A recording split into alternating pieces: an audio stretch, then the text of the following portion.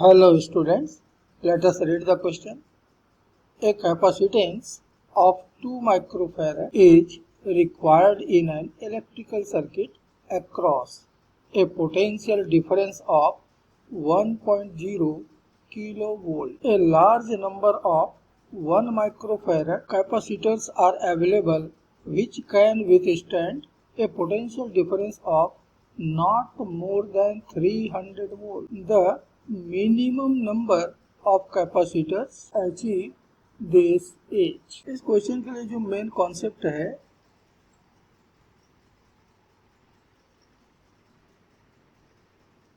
वह है voltage applied across a series grouping of condensers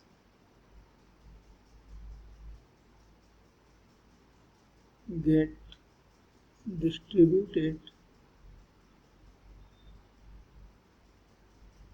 among the condensers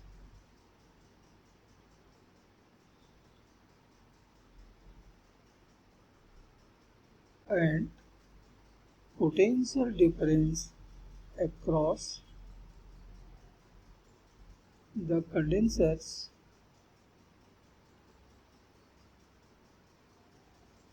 are inversely proportional to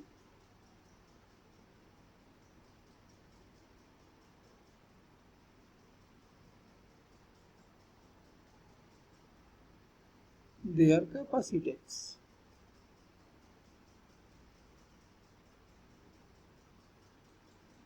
तो मान लीजिए कि तीन कंडेंसर हैं C1, C2, C3 कैपेसिटेंस के और तीनों की तीनों सीरीज में कनेक्टेड हैं। यदि हम इस पूरे सर्किट को V वोल्ट का पोटेंशियल डिफरेंस सप्लाई करें तो ये पोटेंशियल डिफरेंस इन सारे कंडेंसर्स में डिस्ट्रीब्यूट हो जाता है। पहले वाले को मान लीजिए V1, दूसरे को V2, तीसरे को V3 मिलता है। तो ये जो पोटेंशियल डिफरेंस है ये उनके कैपेसिटेंसेस के इनवर्सली प्रोपोर्शनल मिलेगा। मतलब V1:V2:V3 ये बराबर मिलेगा 1/C1:1/C2। लेकिन यदि कैपेसिटेंसेस इक्वल हैं तो पोटेंशियल डिफरेंस भी इक्वल ही मिलेगा क्योंकि सारे के सारे कैपेसिटेंसेस इक्वल हैं। तो if C1 = C2 = C3 = so on, then V1 = V2 = V3 = so। और ये हमने तीन ही कंडेंसर कनेक्ट किए हुए हैं जैसा कि सर्किट में दिखा रहे हैं। तो इसमें से प्रत्येक बराबर मिलेगा V/3 के, यानी अप्लाइड वोल्टेज जो है वो तीन पार्ट्स में डिस्ट्रीब्यूट हो जाएगा। यदि चार कंडेंसर रखे हैं तो V/4 मिलेगा, 4 पार्ट में डिवाइड होगा। n कंडेंसर कनेक्ट किए हैं तो V/n मिलेगा हर एक कंडेंसर को। तो जो भी वोल्टेज है वो सीरीज कंडेंसर्स में डिस्ट्रीब्यूट हो जाता है। क्वेश्चन कहता है कि हमें सर्किट में 2 माइक्रोफैरड का कैपेसिटेंस चाहिए, लेकिन अवेलेबल जो हमें है वो है 1 माइक्रोफैरड की।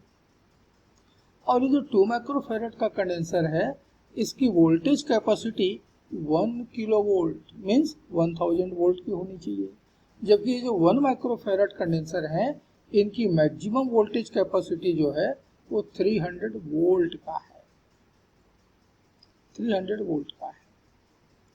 तो हमें इन 1 माइक्रोफैरड कंडेंसर से एक ऐसा ग्रुप बनाना है, एक ऐसी सर्किट बनानी है जिसकी कैपेसिटेंस तो 2 माइक्रोफैरड रहे और जो 1 किलोवोल्ट का वोल्टेज कैपेसिटी भी रखता हो। तो 1 किलोवोल्ट तो डायरेक्ट 1 माइक्रोफैरड कंडेंसर नहीं ले सकता। तो क्या करना होगा, हमें 1 माइक्रोफैरड के कुछ कंडेंसर इस तरह से सीरीज में कनेक्ट करने होंगे कि प्रत्येक को 300 या 300 वोल्ट से थोड़ा कम वोल्टेज मिले ताकि कंडेंसर हमारा सेफ रहे। तो नंबर ऑफ कंडेंसर्स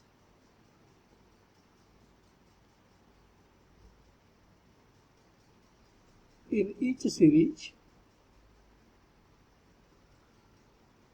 ये बराबर यदि हम n कहते हैं तो n बराबर होता है net voltage upon voltage across each condenser, कि टोटल हमें कितना वोल्ट अप्लाई करना है और एक कंडेंसर कितना वोल्ट ले सकता है, इन्हीं दोनों का रेशियो आपको देगा n, the number of condensers that should be connected in series. तो नेट वोल्टेज हमको अप्लाई करना है 1000 वोल्ट और एक कंडेंसर ले सकता है 300 वोल्ट, तो हमको मिल रहा है 3.33। अब 3.33 कंडेंसर तो हो नहीं सकते, 3 कंडेंसर भी हम नहीं ले सकते, नहीं तो वोल्टेज ज़्यादा हो जाएगा। तो 3.33 को हम राउंड करेंगे नेक्स्ट फिगर में, और वो फिगर है 4। तो एक सीरीज में हमें 4 कंडेंसर रखने पड़ेंगे। तो जो 1000 वोल्ट हम अप्लाई करेंगे वो चारों में डिस्ट्रीब्यूट होगा और सर्टेनली चारों में से प्रत्येक को 250 वोल्ट मिलेगा और सबके सब सेफ रहेंगे। तो हमने 1 माइक्रोफैरड कैपेसिटेंस के 4 कंडेंसर सीरीज में कनेक्ट कर दिए, मान लीजिए इस तरह से, सबके सब 1 म्यू के हैं। तो इस सीरीज की कैपेसिटेंस कितनी होगी? तो कैपेसिटेंस ऑफ ईच सीरीज, ये हो जाएगा एक की capacitance 1 microfarad upon number of condenser 4, तो 1/4 म्यू के बराबर है। याद कीजिए कि हमको कितना चाहिए टोटल 2 माइक्रोफैरड का चाहिए। तो क्या करेंगे, ऐसा ही एक सीरीज इसके पैरेलल में और कनेक्ट कर दीजिए, फिर उसके पैरेलल में कनेक्ट कर दीजिए, तब तक कनेक्ट करते जाइए जब तक कि पूरे सर्किट की कैपेसिटेंस रिक्वायर्ड कैपेसिटेंस अर्थात 2 माइक्रोफैरड के बराबर ना हो जाए। तो number of सीरीजेस connected in parallel,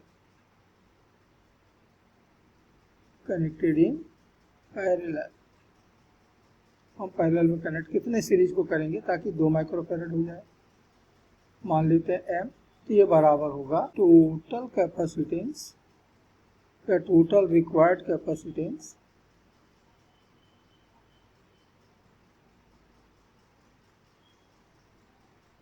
divided by capacitance of each series. तो टोटल कैपेसिटेंस हमको चाहिए 2 माइक्रोफैरड और एक सीरीज का है 1/4, इसका मतलब है कि 8। तो हम 8 सीरीज को यदि पैरेलल में कनेक्ट कर दें तो उसकी कैपेसिटेंस मिल जाएगी 2 माइक्रोफैरड, और वो एक ऐसा कॉम्बिनेशन होगा जिसके ऊपर हम 1000 वोल्ट अप्लाई भी कर सकते हैं और सारे कंडेंसर सेफ रहेंगे। और तो total number of condensers needed to construct the circuit, ये बराबर मिलेगा m into n, m series और हर एक सीरीज में n कंडेंसर, तो टोटल कंडेंसर होगा m इंटू एन। m की वैल्यू 8, n की वैल्यू 4, इसका मतलब है कि हमको 32 कंडेंसर्स की जरूरत पड़ेगी, और यही हमारे इस क्वेश्चन का आंसर। तो देखिए हमने इस तरह से 4 कंडेंसर के एक सीरीज, फिर दूसरा सीरीज, फिर तीसरा, चौथा, इस तरह से टोटल 8 ब्रांचेस हमने पैरेलल में कनेक्ट किए हुए हैं और 1000 वोल्ट हमने अप्लाई किया। तो जितने पैरेलल ब्रांचेस होते हैं सबका वोल्टेज सेम रहता है, यानी 1000 वोल्ट रहेगा सभी सीरीज का, सभी ब्रांच का। हाँ, लेकिन ब्रांच में जो कंडेंसर है उनमें ये 1000 वोल्ट जो है वो डिवाइड हो जाएगा, 4 कंडेंसर है तो 4 पार्ट्स में डिवाइड हो जाएगा। तो एक को कितना मिलेगा, 250, 250, 250 इन वोल्ट, ये सब वोल्ट में। अब सारे कंडेंसर की कैपेसिटी कितनी है, 300 वोल्ट की है, 300 वोल्ट की है, मिल कितना रहा है 250 वोल्ट, तो सबके सब सेफ रहेंगे। और इस पूरे ग्रुपिंग का, पूरे सर्किट की अभी हमने देखा कि टोटल कैपेसिटेंस 2 माइक्रोफैरड है। तो हमको एक ऐसा सर्किट मिल गया है जिसकी कैपेसिटेंस 2 माइक्रोफैरड है, इतने की हमको ज़रूरत थी, और जिसको हम 1000 वोल्ट सप्लाई भी कर सकते हैं। तो इस पूरे सर्किट को बनाने के लिए हमें 32 कंडेंसर्स की जरूरत पड़ रही है और तब इस क्वेश्चन का करेक्ट आंसर होगा option D. Hope you understood it well. Best of luck.